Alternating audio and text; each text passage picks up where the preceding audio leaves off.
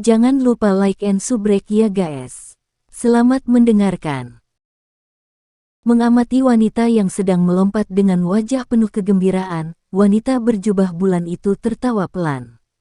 Senyumannya tertutup, memegang bangsawan yang tersembunyi. Itu tidak menyebabkan orang merasa bahwa itu dingin, tetapi itu memiliki sikap menyendiri yang memberi orang perasaan yang dangkal. Terlepas dari segalanya, 3 tahun telah menyebabkan wanita muda yang belum dewasa menjadi jauh lebih dewasa. Semua orang di aula menyapu mata mereka pada senyum yang muncul di wajah cantik wanita berjubah bulan. Semua dari mereka tidak bisa membantu tetapi terpesona. Setelah wanita berjubah bulan masuk, seorang lelaki tua dengan pakaian yang sama juga masuk, tersenyum. Dia berdiri di belakang wanita muda itu. Saat mata lamanya terbuka dan tertutup, kadang-kadang akan ada cahaya cemerlang yang melintas. Tangan keriput yang terentang di luar lengan bajunya bergoyang-goyang tanpa ritme apapun, seperti cakar elang yang tajam. Setelah Linglin menyapa wanita berjubah bulan, dia tersenyum dan berkata dengan manis kepada orang tua di belakang, "Tuan tua Gye. Keke, setelah tidak melihatmu selama beberapa tahun, Linglin benar-benar menjadi semakin cantik." Orang tua yang dipanggil sebagai Gye tertawa dan mengangguk. Warna merah tua muncul di wajah cantiknya saat wanita berpakaian merah, yang disebut Linglin, dengan penuh kasih sayang menarik giok hangat wanita berjubah bulan seperti tangan putih halus. Dia sangat terkejut ketika dia berkata, "Sister Nalan, saya tidak menyangka bahwa Anda secara pribadi akan turun dari Misty Cloud Mountain. Jika ayah dan yang lainnya tahu tentang itu, mereka pasti akan sangat bahagia." Petik 2. Saya hanya menjalankan instruksi guru. Selain itu, kebetulan saya harus pulang selama periode ini. Oleh karena itu, saya mampir di sepanjang jalan. Wanita berjubah bulan berkata dengan suara lembut. Matanya yang cerah berputar dan menyapu aula sebelum dengan bercanda berkata, "Melihat sikap sedih Sister Linglin beberapa saat yang lalu, apakah seseorang menggertakmu?" Diingatkan akan pertanyaan ini oleh wanita berjubah bulan, senyum canggung muncul di wajah cantik Linglin. Meskipun dia manja, dia bukan orang bodoh. Dari tindakan tetua yang baru saja menyelamatkannya, dia tahu di dalam hatinya bahwa pemuda yang tampak sedikit lebih muda darinya ini pasti bukanlah seseorang yang harus dengan mudah dia provokasi. Oleh karena itu, dia tidak mengatakan semuanya secara rinci untuk menghindari masalah yang tidak perlu. "Tidak apa, saya baru saja bertemu dengan orang yang menarik." Linglin melambaikan tangannya. Sudut matanya tidak bisa menahan pandangan kepahatan batu yang telah berubah menjadi cairan di sampingnya.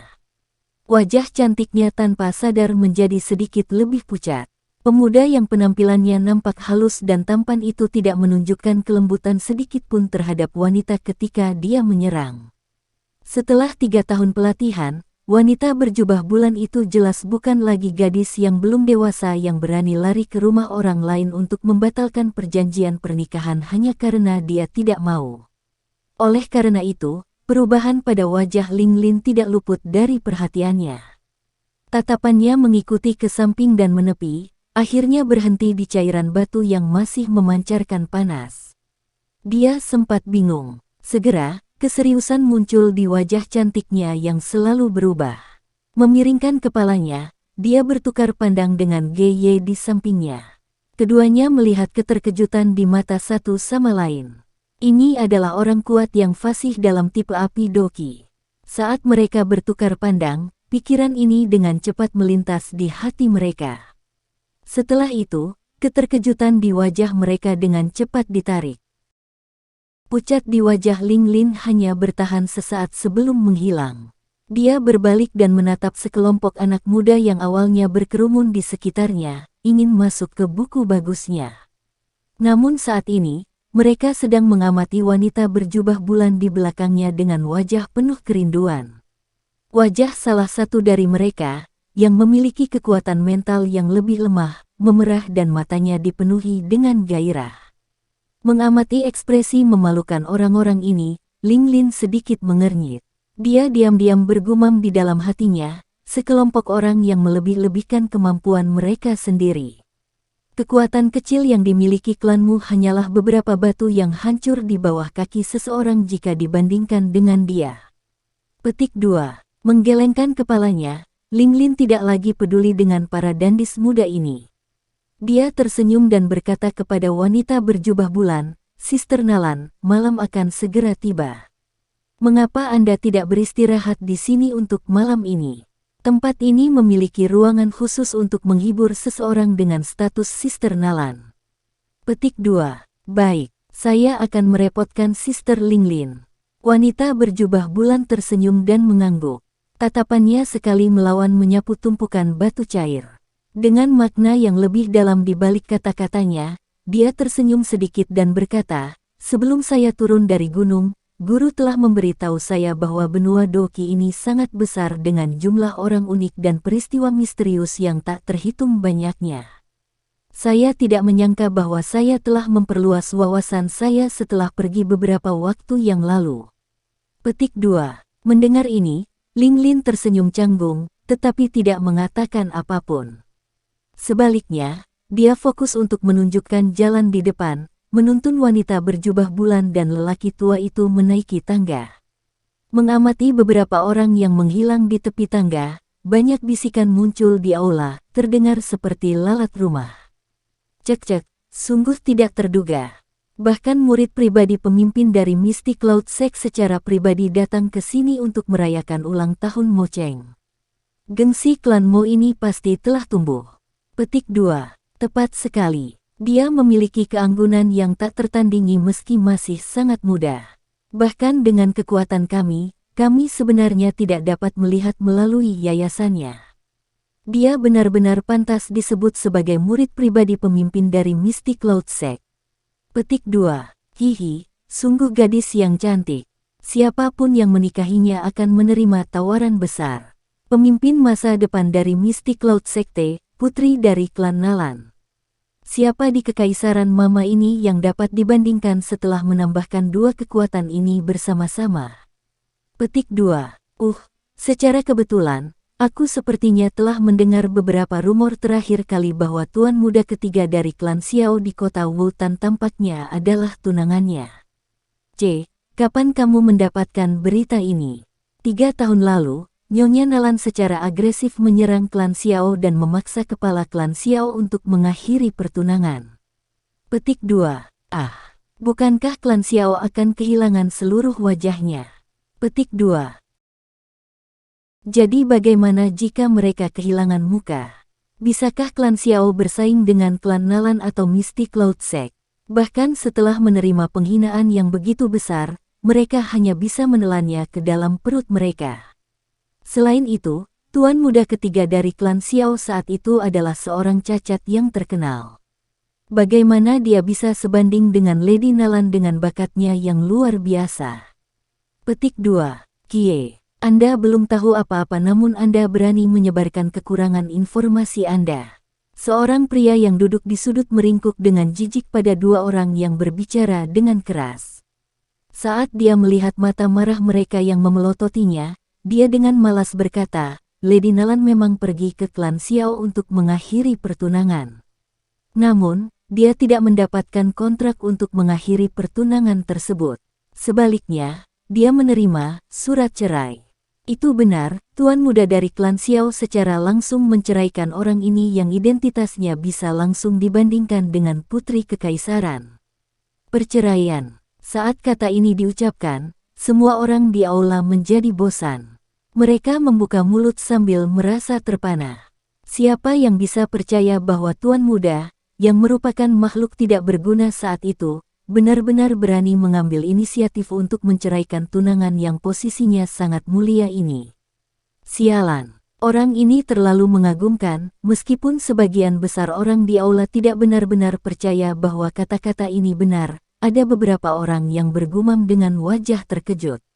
Untuk dapat menceraikan tunangan yang tidak hanya memiliki status yang begitu mulia tetapi juga penampilan yang luar biasa, seseorang benar-benar membutuhkan keberanian. Setidaknya, banyak orang di sini menyadari bahwa mereka tidak memiliki keberanian ini setelah meninjau diri mereka sendiri.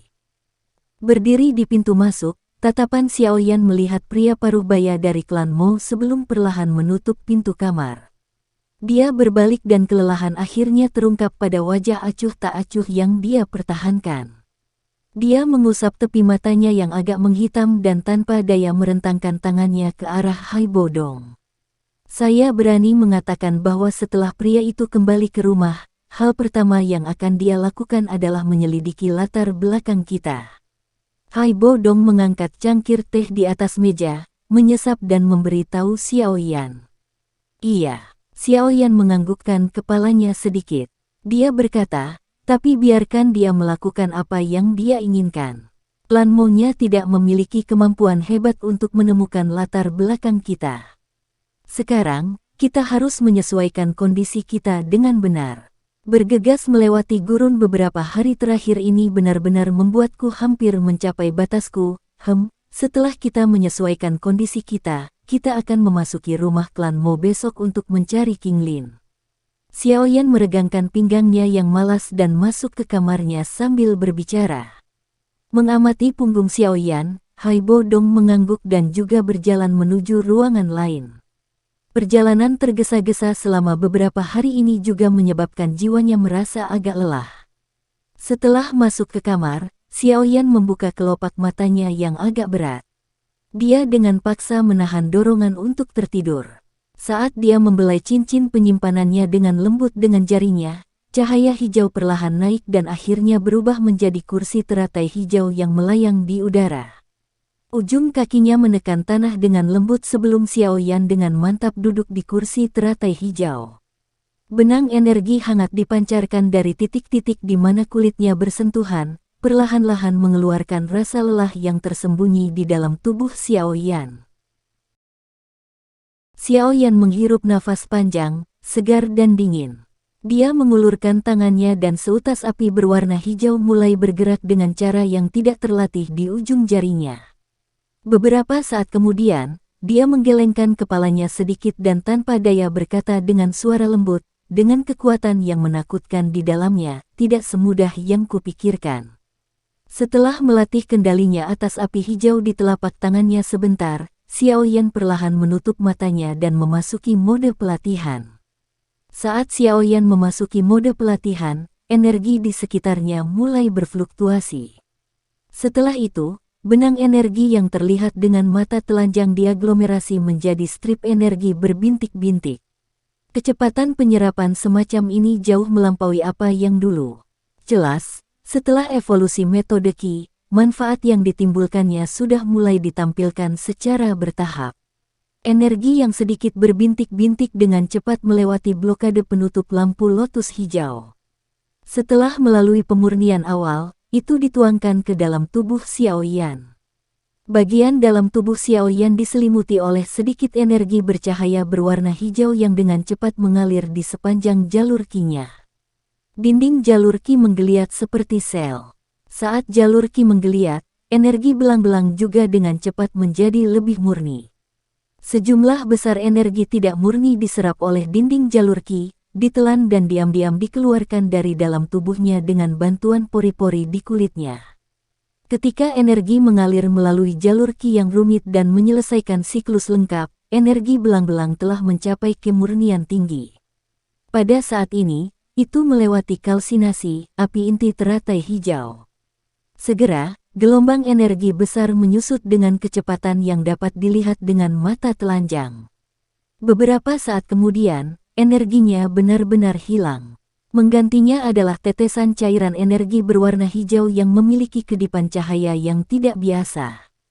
Tetesan ini perlahan-lahan jatuh ke pusaran. Ketika Xiaoyan memasuki kondisi pelatihan yang menyebabkan dia melupakan dirinya sendiri, Ling Lin memimpin wanita berjubah bulan yang anggun dan cantik itu dan berjalan di koridor di luar ruangan. Secara kebetulan, dia berhenti tepat di seberang ruangan Xiaoyan dan Hai Bodong ini, membuka pintu dan perlahan masuk. Sekian dulu ya guys. Terima kasih sudah mendengarkan, bye-bye.